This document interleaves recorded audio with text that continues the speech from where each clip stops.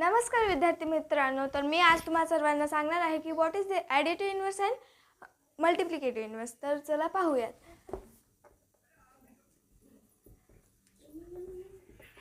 Additive inverse and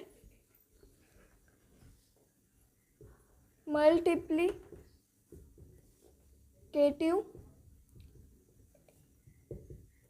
inverse. Additive inverse म्हणजे की मी एक उदाहरण देते. एक्झाम्पल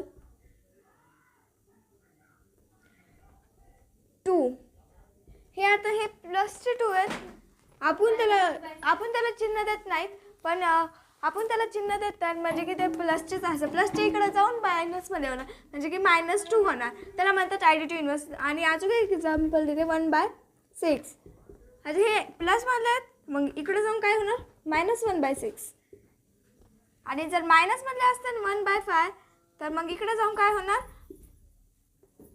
1/5.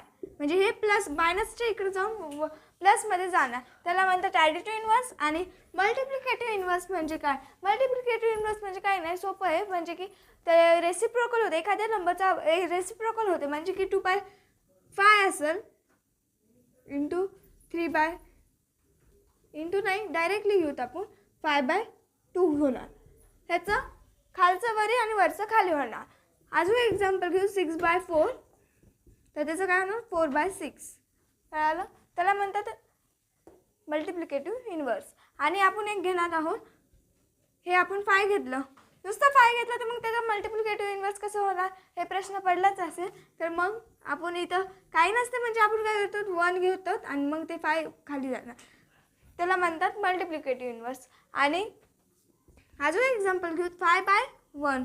ह्याचं पण झालं एक मल्टिप्लिकेटिव्ह इन्व्हर्स. ह्याचंच आपण रेसिप्रोकल केलं आणि त्यालाच म्हणतात मल्टिप्लिकेटिव्ह इन्व्हर्स. आणि ॲडिटिव्ह इन्व्हर्स आणि मल्टिप्लिकेटिव्ह इन्व्हर्स हे दोन काही नाही, खूप सोपे असतात. फक्त ॲडिटिव्ह इन्व्हर्समध्ये काय असते, ते प्लसचे असतात, मायनस होतात, मायनसचे असेल तर प्लसमध्ये होतात. आणि मल्टिप्लिकेटिव्ह इन्व्हर्समध्ये काही नाही, रेसिप्रोकल होते. जर 2/5 आहे तर मग 5/2 होणार.